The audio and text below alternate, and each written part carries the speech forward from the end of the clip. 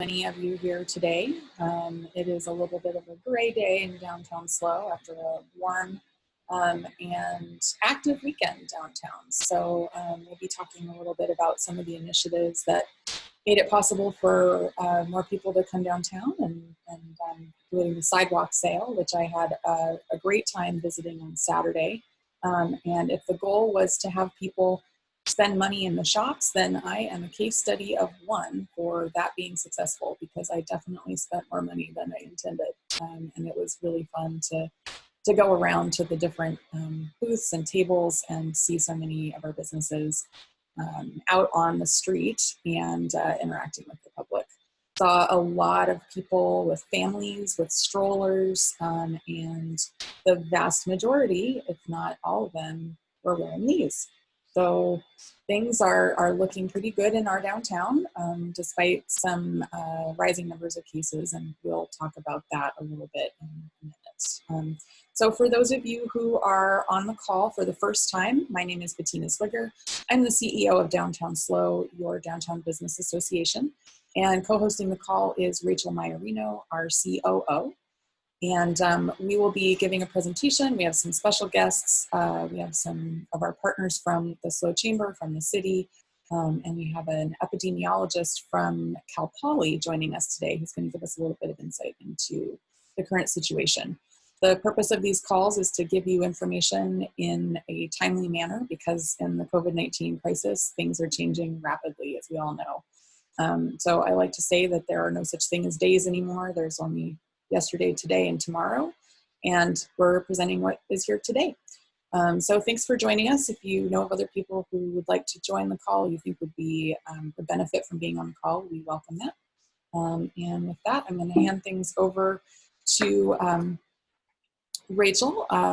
Actually, first I'm going to remind our board of directors, many of whom are on the call right now, that we do have a closed board session tomorrow morning.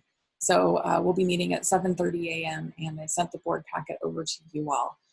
So in addition to these weekly meetings, we also have our monthly meetings where we do board business. So I look forward to seeing you bright and early tomorrow morning. Take it away, Rachel. Thanks, Bettina. As of Friday, we are at 905 cases of COVID that have been reported in SLO County. 616 have recovered. 264 are currently recovering at home, and 10 are currently hospitalized, with 5 in the ICU. The county reported on Saturday that a 5th SLO County resident has died due to COVID-19. Our hearts go out to the families, friends of these individuals. It's unfortunately a little bit of a wake-up call that it is in our county, and that each of us has a role to play in slowing the spread. It was announced also that testing is limited to systematic patients as that demand increases. So that's a change that's come out in the last week.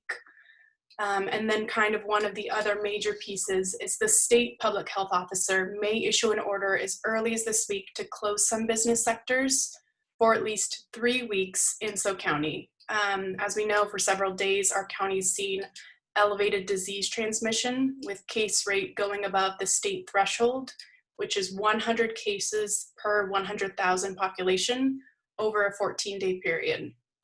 The state's monitoring each county, but should we go into the state's monitoring list, modifications to businesses would be effective basically immediately if we've been on that list for 3 days. Those services for modifications would be indoor services would close for dine-in restaurants, wineries and tasting rooms, family entertainment centers such as movie theaters, zoos, which I don't think we have any downtown that I know of, museums and card rooms, and they would be allowed to have outdoor operations if that's possible for them. All indoor and outdoor services for bars, breweries, pubs, and brew pubs would need to close. To kind of finish off this portion, quoting Dr. Borenstein, as our community expects to be added to the state's watch list, it's important that our community continues to do our part to slow the spread. This means staying at home if you're sick, maintaining 6 feet of social distance when leaving the house, and wearing a face covering in public if you can. Thanks, Bettina. Yes, thank you, Rachel. And I would just add on, if you look at this graphic, this is taken directly from the state's COVID-19 page. And I have been obsessively refreshing the graphic for the last week and a half, trying to see when this little blue county is going to move into that light orange or orange section. It hasn't been changed yet. I believe there's a delay in when the county data reaches the state.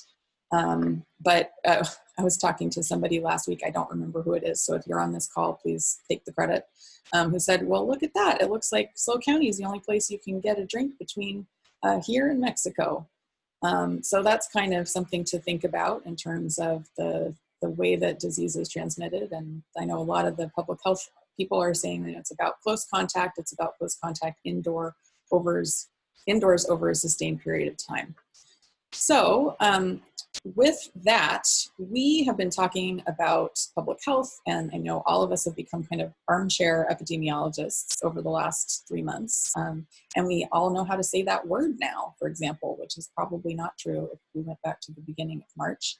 And we were, I was part of the Good Morning SLO program a couple of weeks ago, and there was a wonderful presentation from Dr. Sang, and we invited her to come on and tell you all a little bit about her work. So as you can see, she's got a really wonderful pedigree from Stanford and UNC Chapel Hill. She is actually a doctor of epidemiology, not just somebody who reads about it on Twitter like me. And so we're looking forward to hearing from her. Thank you so much for taking the time out of your schedule to talk to our downtown businesses, Dr. Sang. Thank you. Thank you for inviting me. So as Bettina said, I am an epidemiologist at Cal Poly, and Bettina invited me here after we met, sort of, at the Good Morning SLO that was hosted by the Chamber of Commerce last month. And what I talked about at that meeting was how epidemiologists approach the decisions that we are all facing now every day with COVID-19. Whether it's okay to visit grandparents, go swimming, let the kids play outside. And what I'll do in the next 5 minutes or so is talk about just 2 of the main considerations that go into my mental calculations in making these decisions. And I hope you'll find that they're useful in thinking about decisions for downtown activities too. So the first one is this. For the activity or event that you're deciding on, what is the likelihood of inhaling potentially contaminated air droplets? Because one thing we know about COVID-19 is that it's transmitted through air droplets, that if they are inhaled in sufficient quantities can cause infection. So will the activity be out in the open or in a closed space? And if it's a closed space, is it very well ventilated? Will there be very few people there? Or a lot? If there will be a lot of people, will they be keeping their breath and saliva to themselves, or will they be coughing and yelling without masks on? So I'm very comfortable with the idea of a run or a stroll outside, but at the other extreme, I don't see myself attending an indoor rock concert anytime soon. The second consideration is, what is the level of risk in the community? And Rachel gave a really nice backdrop for the level of risk in our community. Epidemiologists think in terms of proportions and ratios, numerators and denominators, and risk is basically a proportion. So in this case, we have the number of COVID cases in the numerator, that's the top of the fraction, and we have the population of San Luis Obispo in the denominator, that's the bottom of the fraction. The bigger the numerator, the higher the likelihood of running into other people who could transmit the virus. So one way to estimate the numerator is to count the number of new cases we've seen over the last 14 days. In San Luis Obispo County, with a population of about 283,000 people, we've seen about 388 new cases over the last 14 days, or about 137 new cases for every 100,000 people. By comparison, Santa Cruz has about 62 cases. That's less than half of ours for every 100,000 people. San Francisco, about 93. Santa Barbara, 277, and Los Angeles, 332 for every 100,000. here in San Luis, we've actually met one of California's criteria for elevated disease transmission, which is having at least 100 cases for every 100,000 people. And that's why Rachel has said that we are on the cusp of joining that watch list.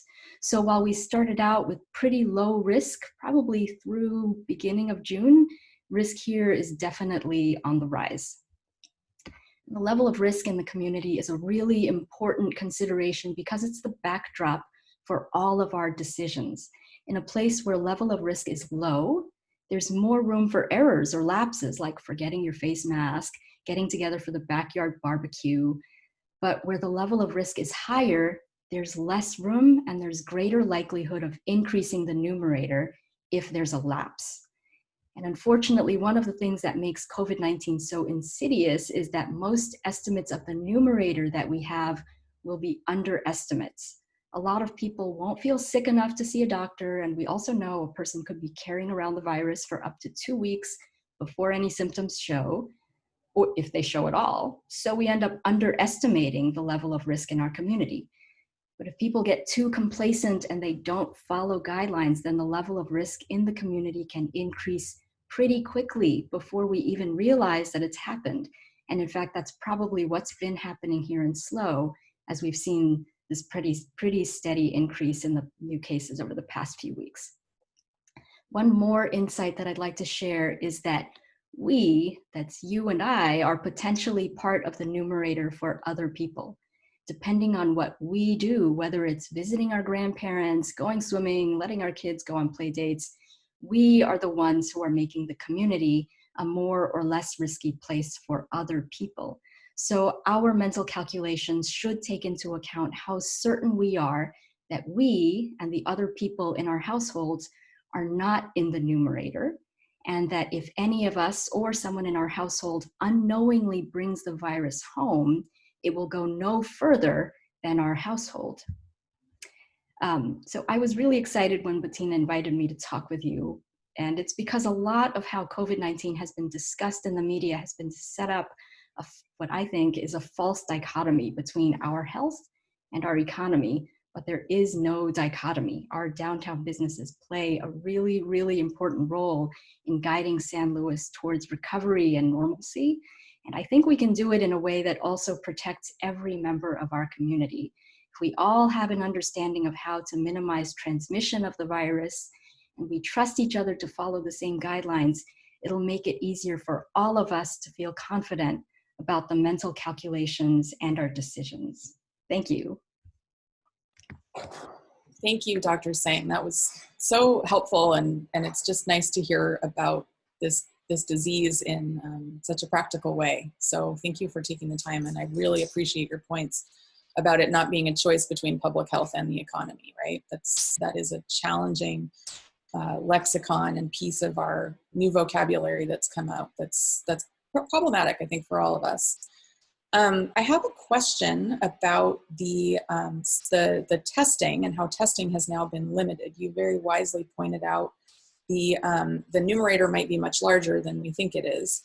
And now that we are out running low on testing supplies, so testing is limited to the symptomatic patients, how do you see that affecting our risk in our county? Well, the testing itself will not affect risk in the county. What will affect risk is, I guess, how people see the level of risk, because as long as people are sticking to the guidelines, then we are probably okay. And so that might be a problem with not having enough testing, is people feel like, well, it doesn't actually look that bad, when actually we're missing a lot of cases because there isn't enough testing going on. And actually, number of tests is one of the things that the state of California is looking at as a reason to put a county on the watch list if there isn't enough testing going on.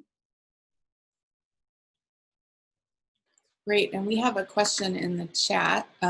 What about the remaining Cal Poly students that are not considered in the 100,000 census? I'm not quite sure what that means. Could you provide some clarification?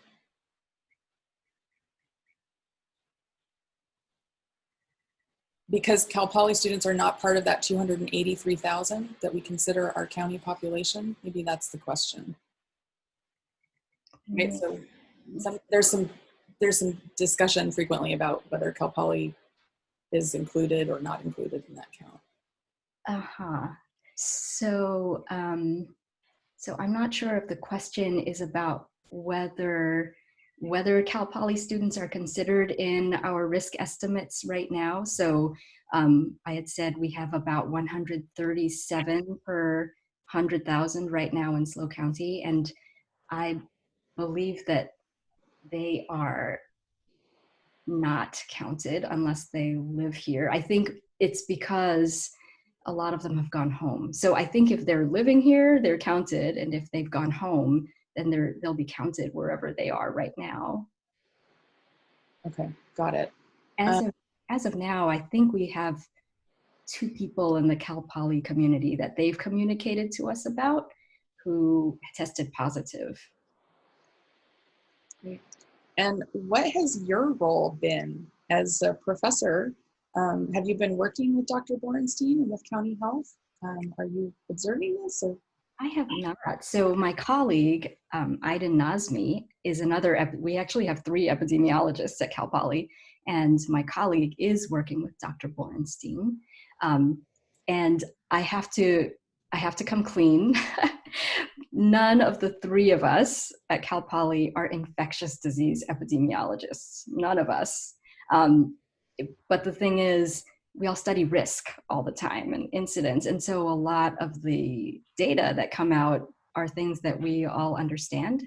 What I do teach is epidemiology. So I teach the 2 epidemiology classes at Cal Poly, and I will confirm that I would say before March of this year, most people did not know how to say the word epidemiology and thought it was related to skin diseases. So that's been a really big change. But I have not been working with the Department of Public Health. I have been giving a little bit of input just as a parent on reopening of the schools. And it's really based on my interpretation and understanding of what we know, but it's a lot really having to work with people who understand the virus itself. So virologists and microbiologists.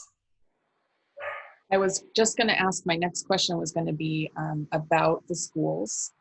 If you have any insight into that, it sounds like maybe you're a parent yourself.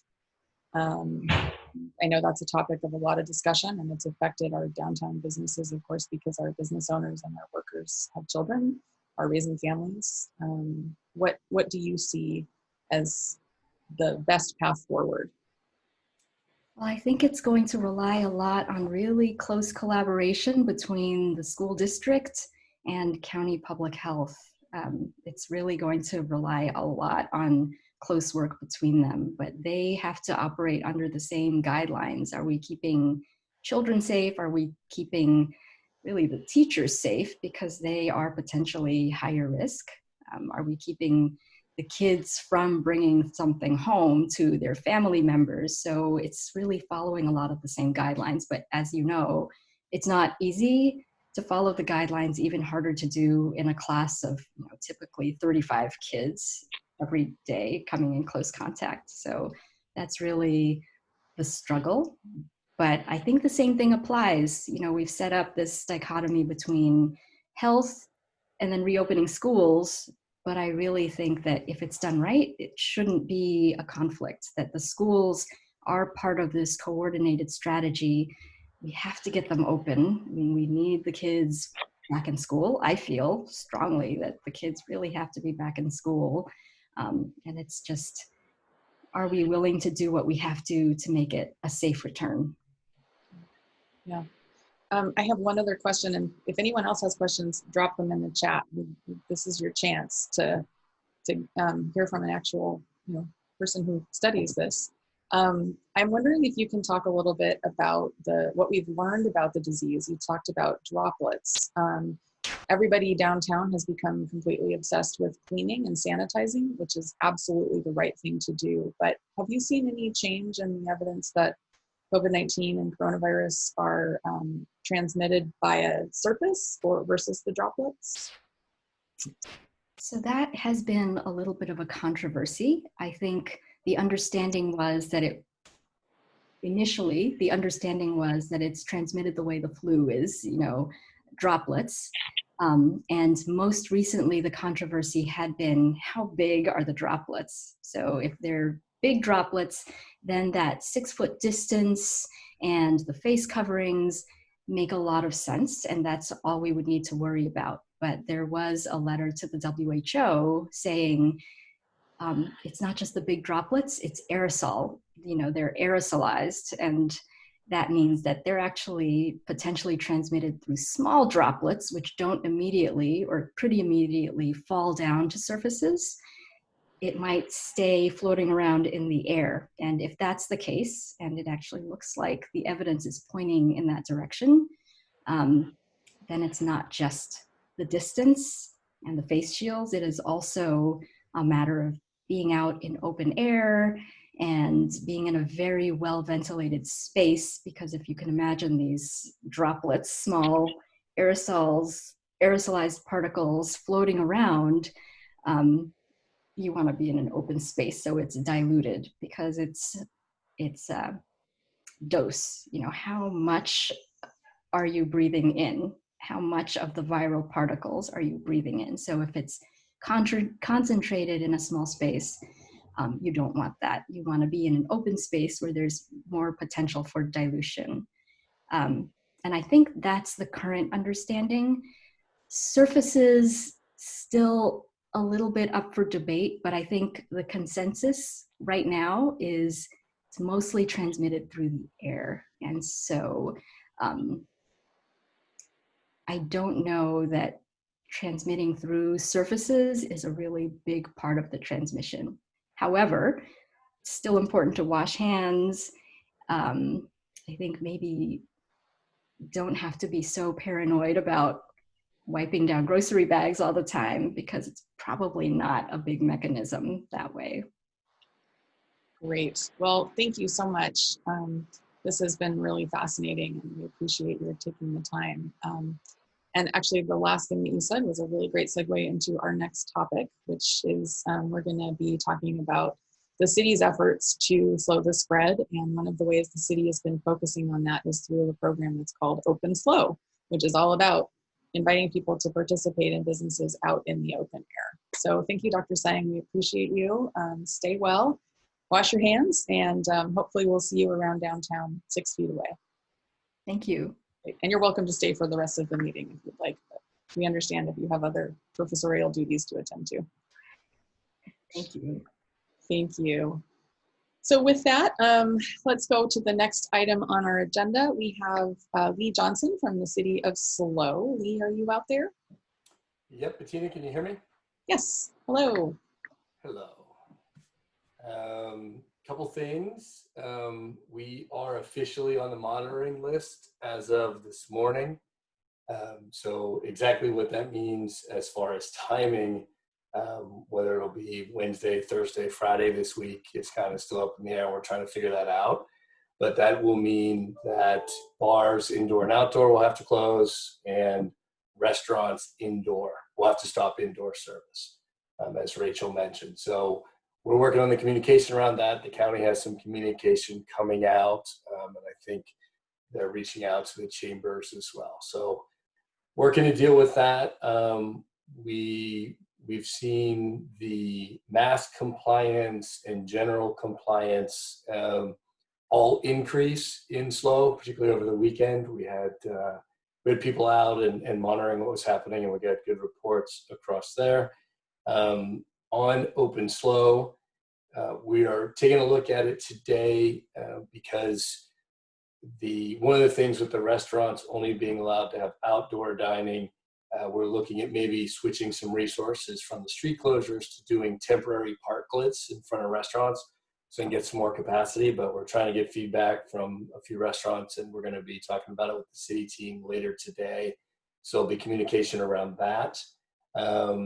Also, I don't know if somebody from the Hot House, if Judy's going to be on the call or not. I just want to mention that on Friday, the Hot House, or the Small Business Development Center, is in cooperation with the city doing a webinar, or like an online virtual workshop from 9 to 11:30. It's called Why Just Survive When You Can Thrive.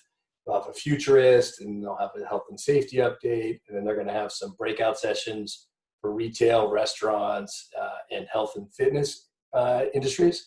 So that's $10, and it's on Friday, and I think Rachel's going to put the link in the chat, and I see that Judy is also here, so I will let her do the full pitch. Otherwise, we're just asking everybody to wear your masks, wash your hands, be safe, stay away from the family gatherings and those kind of things, because that's really where we're seeing the spread happen. That's it from my perspective.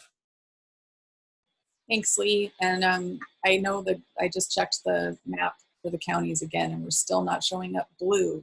But you got the word that it is officially on the. Yeah, we heard from the county this morning that they got officially the notice. And, it's one of those things that 3 days sounds like you know exactly what that means.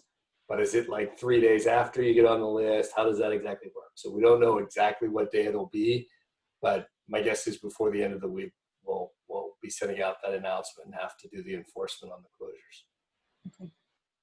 Do you anticipate any other business sectors being affected?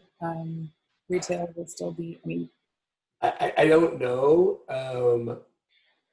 The governor, at least I haven't made all of his press conferences, but he hasn't really foreshadowed any change to that list of what the counties in the monitoring list have to close.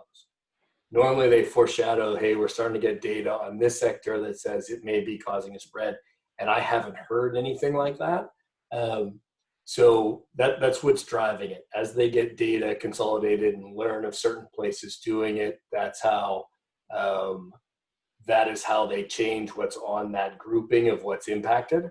So I don't foresee anything, but you never know. And I see Steven's question in the chat. Yeah, and it's 3 weeks that they monitor the numbers and see where we stand. It's at least 3 weeks you're on, and then there'll be a determination. As far as I know, no county has ever come off the list yet. And I don't know if people want to see, I'll drop the link in real quick, but the link or the numbers of where we are, you can see what the state's monitoring, and then where we stand on those things. So I'll drop that link in the chat real quick so people can see it if they want it. Well, thank you. Thank you. I'm sure we'll talk many times today. Yep, I'm sure of that. All right. Next up, we have Jim D'Antona from the SLO Chamber. Jim, are you out there? I am. Hi, Tina. Good to see you. I just want to, again, what you guys are talking about right now is obviously the main focus for us, for you, for everyone at this point, and utilizing the open SLO opportunities that are being given by the city, which is such a great thing, because right now folks have both options on the table, and we know in the next probably 72 or 96 hours, that's probably not going to be the case. And so what we saw, I was actually down in Santa Barbara County, and they've been on the list for a few weeks. And so you really see how they are working around this, where nothing is indoor. None of the restaurants can serve indoors, and you have to be outdoors, and utilizing their private parking spaces for seating. And it really does, a lot of people were out, but distanced properly. So, again, I don't think this is obviously not great news that will be potentially put on restrictions, but we're trying to help folks see what's possible. So I'm asking our friends down at the part of the Chamber Coalition, we're sharing a lot of that information of what it looks like and how you can do those things and still make your business work and be able to stay open. And again, once you get out there, and some of the parts of the Santa Barbara County that I was in was 100 and something degrees. So inland like Santa Ynez and some of those areas, but Solvang, and it was really, but it was still a great feel and still allowed folks to continue doing their job, their work, and allow people to visit and work with their business, be customers. So we're going to help kind of just help folks see the possibilities. And so as the chamber, I think as the coalition of chambers all around, obviously downtown SLO has the best opportunity because the city is shutting down some of the streets. But if you are on a private area with your own parking spaces, you know, utilizing those things, I think Lee has done a great job with putting that together. And, you know, again, I commend the city for thinking way ahead on this so that we can be ready for exactly what's going to happen. So that's all we're focused on this week, is just making sure, hoping, as you are, Bettina, making sure folks understand what they can and can't do and how to kind of adjust, but stay healthy and safe. So. Great. And Jim, I know you did another survey to businesses about their sort of current state. Do you have any results from that yet? Actually, yes, great question. And we're going to announce, we'll have our results today, but you guys can get a kind of a preview.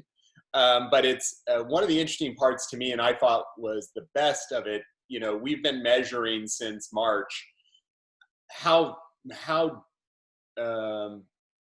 big has been the decrease in revenue for companies, for businesses. And, you know, very early on in March, it was something like 60 to 70% of the businesses in SLO had a decrease of over 75% of their revenue. When we did it again in May, that number was still up over 50% of the businesses had seen huge decreases. And now at this point, I think we're down to like something like 33% are seeing a decrease in revenue over 50%. So we're really seeing folks start to at least have revenue source. And when it, from my perspective, when you make your customers feel safe, when you make your business safe for health reasons, people are coming back. So hopefully the good news coming out of this, and there seems to be a little bit more optimistic opportunity for people seeing us starting to come out. We'll see again once this happens. We may have to do another survey in a couple weeks and see how people's feelings are changing. But we are seeing a more optimistic trend coming out of this. But all that subject to what we're about to deal with in the next week. So we'll probably have to go back out and see if how much of that changes. Great. And I think one other thing to just for all of you to consider is while the state watch list does only affect a few of our businesses, primarily restaurants and bars, it's interesting to think about how that might affect consumer confidence and their perception of what the risk is going forward. So what Jim just said, dovetailing with what Dr. Seng was telling us, it's all part of this kind of tapestry of risk analysis that we're all living with every day. So thanks for that update. We'll look forward to reading the more details about those survey results today. Absolutely. Great. Well, thank you, Jim. And next up, we are going to invite our Judy Mahan from the SBDC to talk a little bit about what's on your plate these days. Hi, Bettina. Thanks for having me this morning. I am going to share my screen. And let's see. Continue.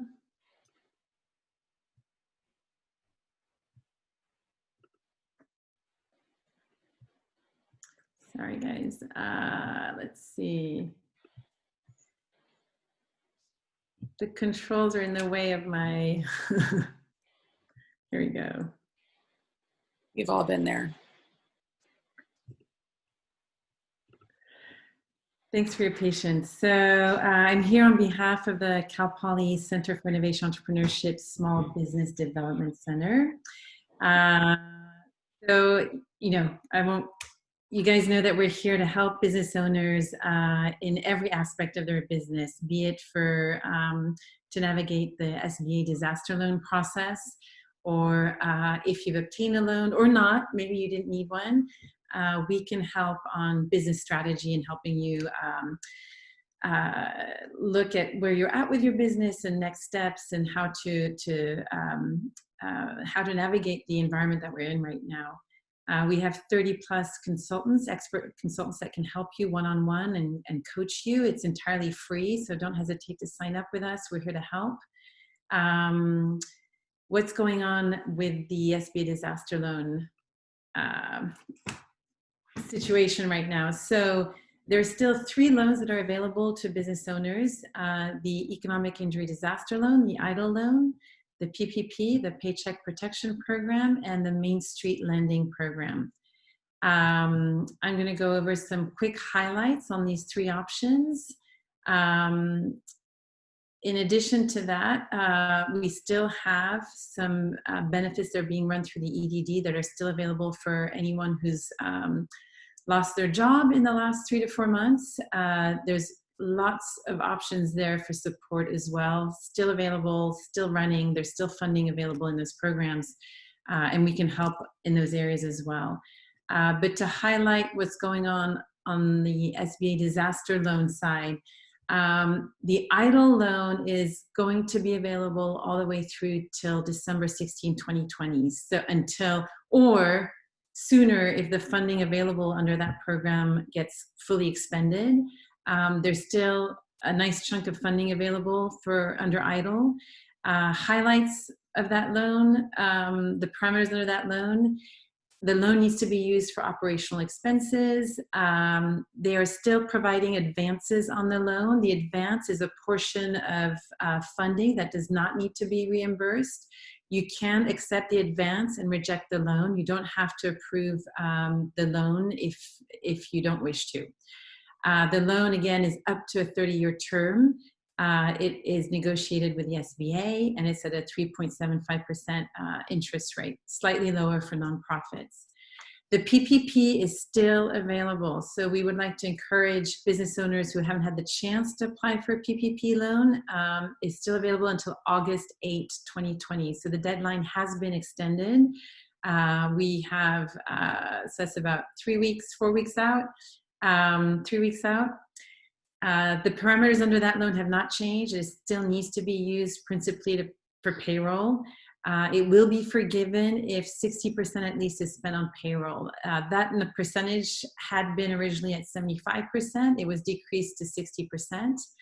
And any loans that are that take place after June the 5th, 2020, the specific terms on that note will be a 5-year term with a 1% interest rate. The Main Street Loan Program, the deadline for that one is September 30th, 2020. So the Main Street Loan Program is more of a traditional loan. Again, you must commit to retain your employees and maintain payroll. There is no forgiveness at all under that loan program. The amounts are more on the higher end. They start at $250K up to $35 million.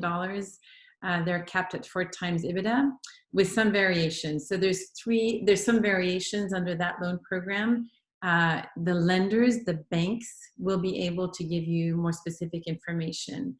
It's a 5-year term, and the interest rate is somewhat is more or less market rate.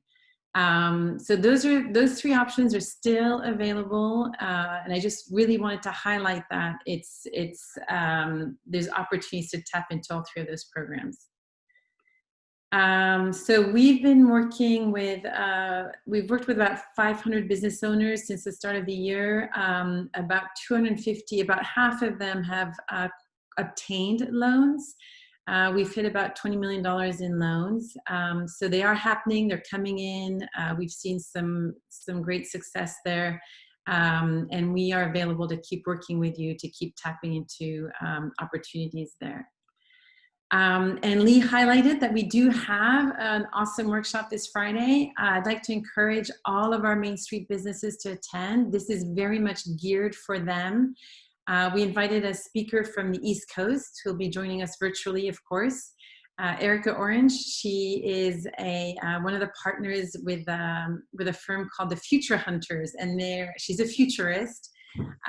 They focus on working with businesses to help them think out of the box, look at opportunities. Some of it will be based on trends that we're seeing, but other items will be based on just, creative, innovative thinking, completely in support of three main market segments: retailers, bricks and mortar retailers, restaurants, and the health industry, health and wellness. And in that segment, we're grouping the gyms, the salons, spas, etc.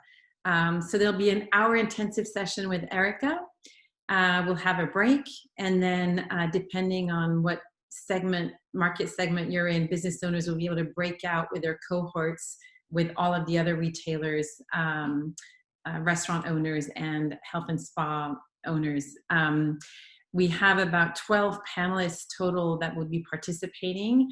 And for the most part, each panel will have an industry expert as a coach/consultant. And then we'll have some inspiring business owners who have changed their business models and who will be sharing the successes that they're seeing in the way that they're reinventing the way they're doing business today.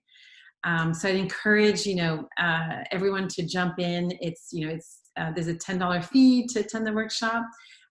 We are funding the guest speaker appearance. So we're hoping it'll be very motivating, very inspiring, and I'd like to encourage everyone to attend. Rachel included the link to the workshop in the chat box. And that's all I have for us today. Open to questions. Thank you, Judy. Good to hear that you've done so much for our community, and the way that you stepped up in such a tight moment. I know I've had lots of conversations with some of our small businesses who've been using your services and have been really impressed with the level of service they've been giving. So thank you for that. And that looks like a great session on Friday. Thank you. We thought we would hear from Courtney Kino from Cal Poly next. Courtney, are you out there? I know I saw you. I am out here. We do not have significant changes to our schedule for the fall beyond what I updated on last time. The chancellor of the CSU did make a statement about the chance that CSUs will have to maintain virtual distance learning throughout this coming academic year.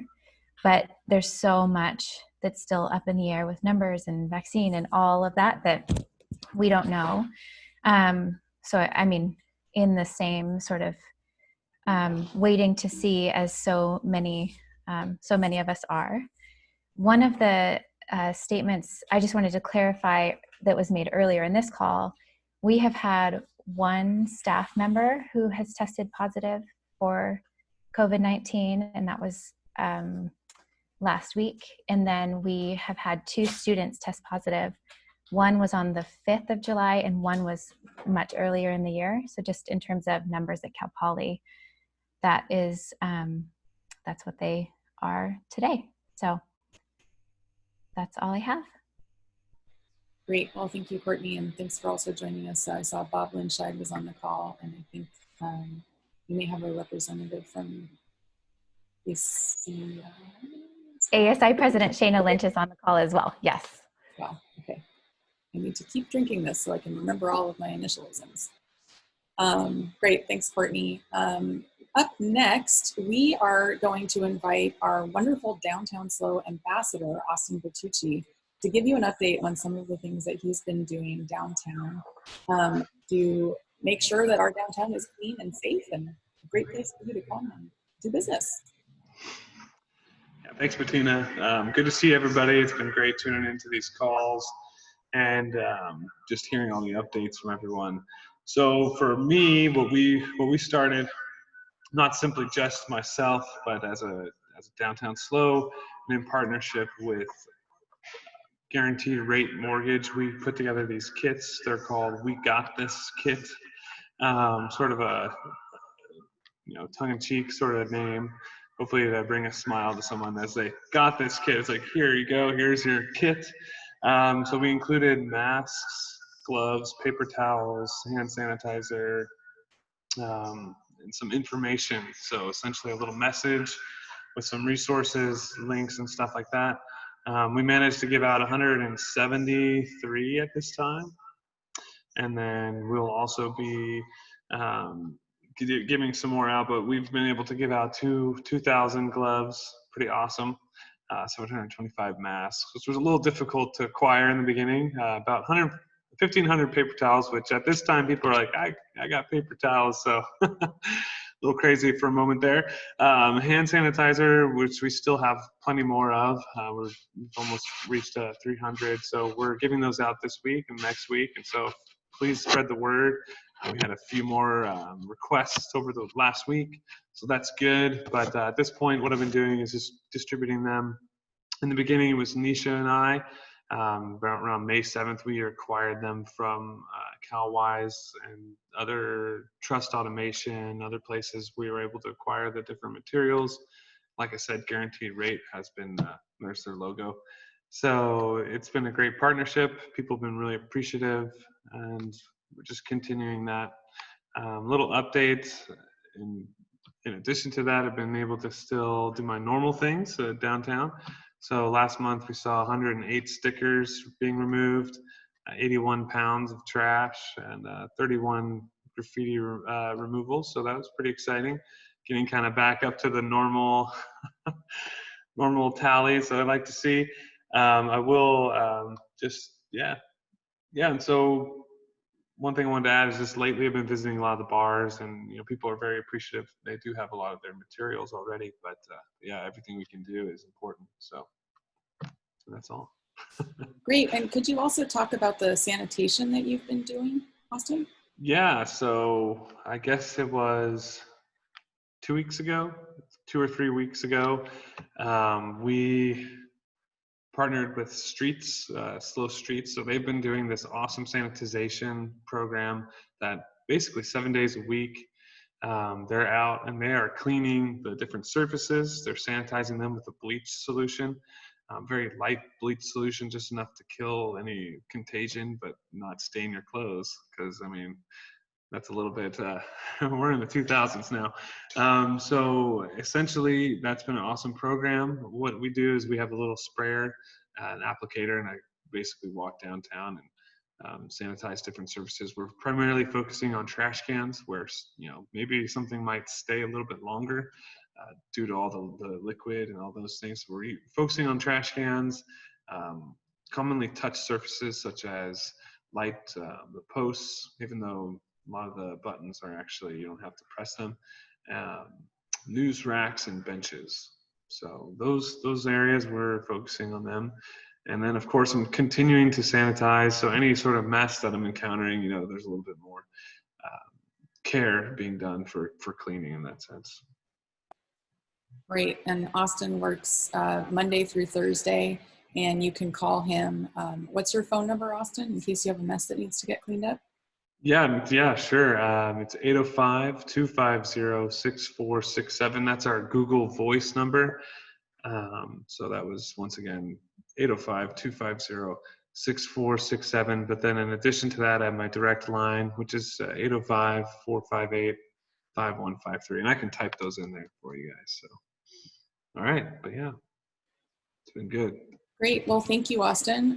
You'll see him out and about with the cart sanitizing stuff, and also with the leaf blower moving some of the jacaranda blossoms that have been dropping around our downtown. And lots of seeds out there.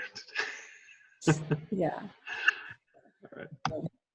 Thank you very much. And I just wanted to let everybody know that that Mayor Harmon reached out to me over the weekend, and she wants to do a community Zoom, just an informal chat this Thursday evening at 5:30. So she will be doing a Zoom, and she's invited me to also come and talk about downtown. So we'll be sending information about that out in our member email, which will go out later this week. We're continuing to work with the city to make sure that people understand the Open SLO program and how their business can participate and how we can continue to get people to come downtown safely. And we will have another one of these calls next week, Monday at 10 a.m. So if you enjoy this call, please tell somebody, one of your neighbors. We'd love to have new people join. We try to keep the information very up to date and timely, especially as the current situation is evolving and changing all the time. So Rachel, is there anything else that we need to talk about today before we wrap things up? I think that's it. Yeah, just make sure to check Facebook. That's typically where we're posting updates. So the Zoom link that you just mentioned for the community update.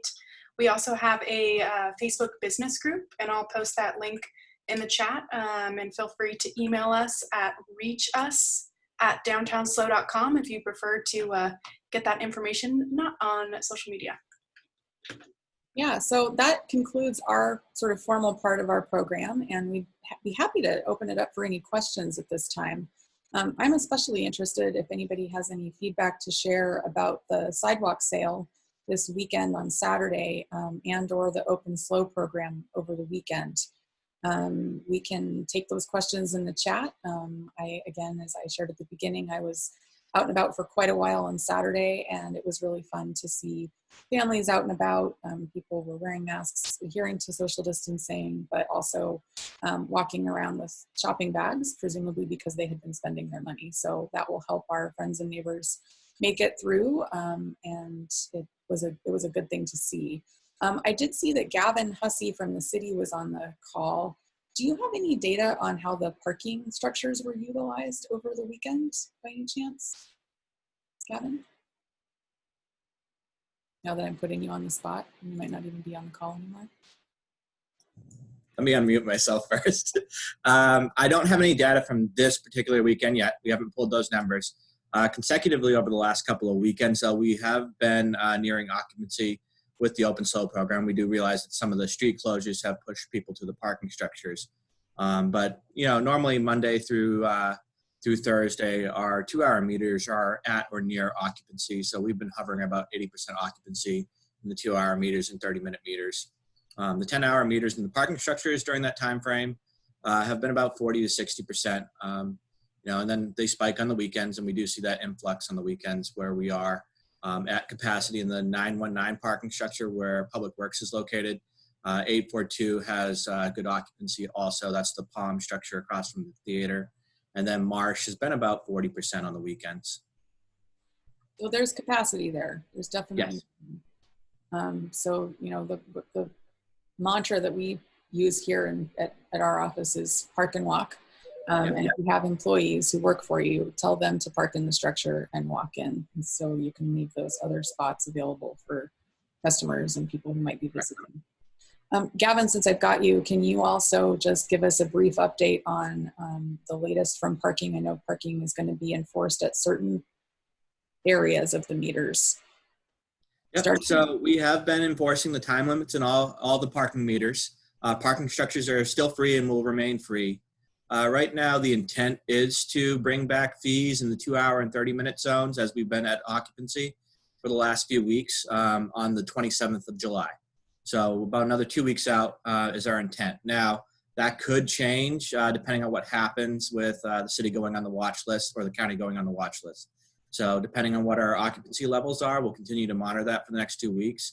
But the intent is to bring back parking fees in those 2-hour and 30-minute meters. So if the occupancy doesn't remain constant, we probably won't bring it back. But right now, the trend is that we're at capacity and they're being utilized. Great. Thank you very much. All right, everybody. Any other questions out there? Ready for another week? All right. Well, thank you for being with us today. We'll keep this to a tidy hour. And to the board of directors, I look forward to seeing you bright and early tomorrow morning at 7:30 for our monthly closed session of our board meeting. And to the rest of you, please join us next week on Monday, July 20th for our next Respond and Recovery call. And also look forward to that wonderful session that Judy Mahan showed us at the SBDC is doing on Friday. We look forward to sharing the news as it comes. Please watch your inbox. The city and our organization will be pumping out the information as fast as we receive it. So please be well, remember to wash your hands, and have a great week.